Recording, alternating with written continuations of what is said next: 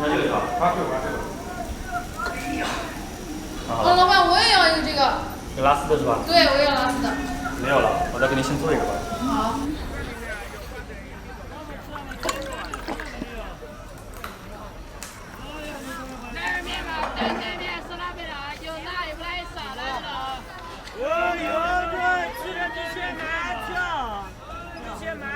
来，拿好了啊，15块钱。这把老看着我。没角色的。这么好吃怎么做的？想教你，我教你啊。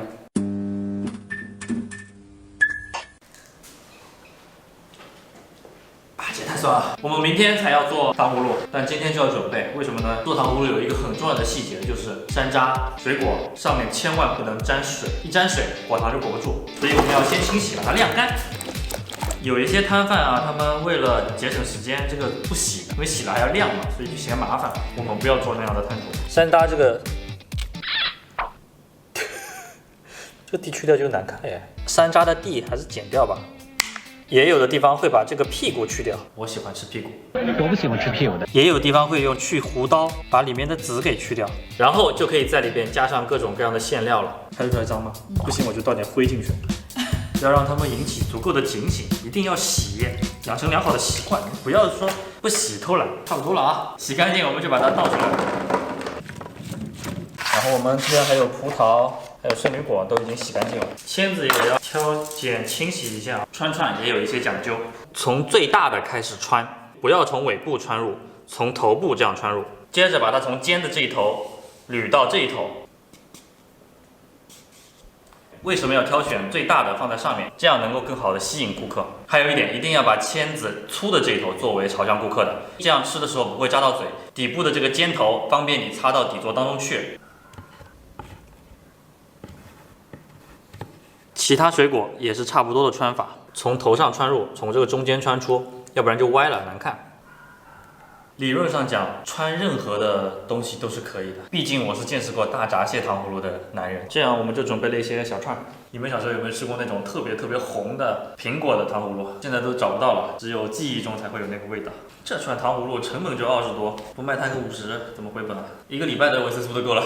熬糖是至关重要的一步，糖和水的比例大概是2:1，很多配方也会往里面添加琼脂粉和柠檬酸，主要起到的是让糖不化的作用。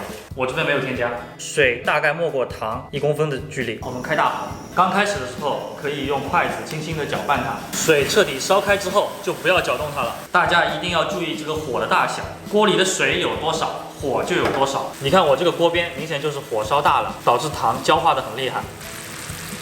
等到糖浆稍微泛黄的时候，我们就可以开始判断糖的状态好没好了。用筷子捞一点糖浆，快速的沾到冰水当中，让它变凉。像这种粘牙的状态就是不可以的。这个过程不要停，要一直判断什么样的状态比较好呢？当这个糖液粘到筷子上之后，变得特别的硬、特别脆的时候就可以了。糖浆的温度大概在155度，这个时候一定要转成小焦火。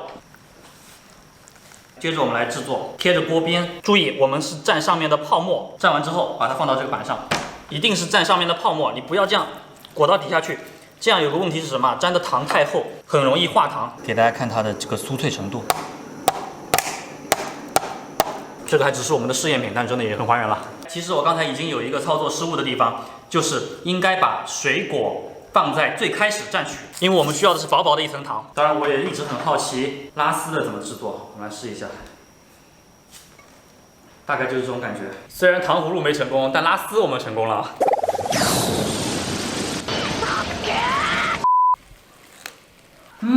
有一种棉花糖的味道。稍微的晃一下，让这个气泡更均匀。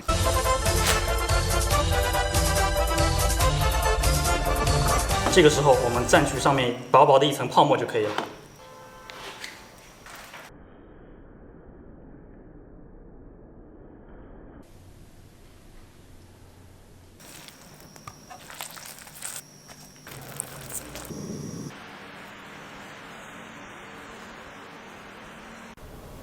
苹果得插中间吧。豆豆，里面撒上一些芝麻也是可以的。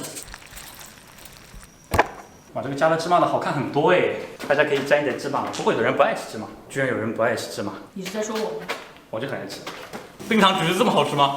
可惜我今天这个配方我试了一下，发现可能还是只适合家用。你看这个糖化了，化糖有2个原因啊。第一个原因是我们本身食材上的水没有处理干净，第二个呢是我们用的这些水果一烫它就破皮了，水就会从水果当中渗出来。刚才我们把它放在外面放了也有2个多小时了吧，这个糖都没有化，说明可能是我们房间里的温度太高了，怪不得大家都要在冬天做糖葫芦。准备好这些，我们就可以出摊了。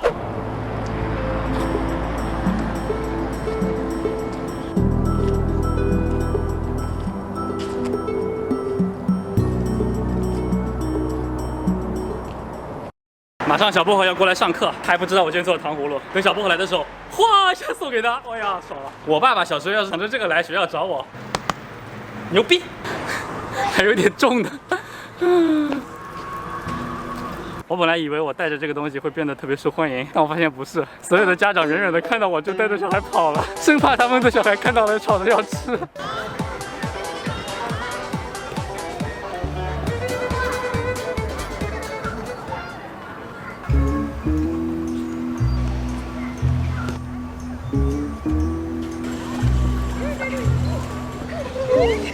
你卖糖葫芦的，是不是我来？哎呀，想不想吃糖葫芦？爸，我特意给你做的糖葫芦。吃掉我呀！自己挑，想吃哪个选，好不好？要草莓的是吗？那给你拿一个草莓的，拿草莓的去上课吧。是吗？我就觉得这个很好玩。这个是吗？你可以尝一下这个。我直接背了。然后这是糖啊。小妮那个签子扎。不吃那个粉。葡萄的可以吗？谢谢啊。没关系，没事，害羞了。没关系的，没关系的。没关系。来。哎呀，没事，不用谢。你好，这边一个糖葫芦的。可以送你一个。因为我们是自己做给小朋友吃的。想吃吗？想吃挑一个。走，去上课啦，拜拜啦。拜拜。走了，拜拜拜拜谢谢啊，没事没事。吃过这种吗？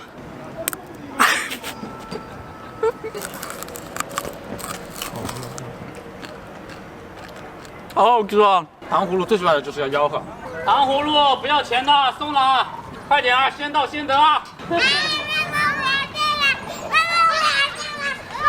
这小朋友要下来了。不要钱的糖葫芦啊！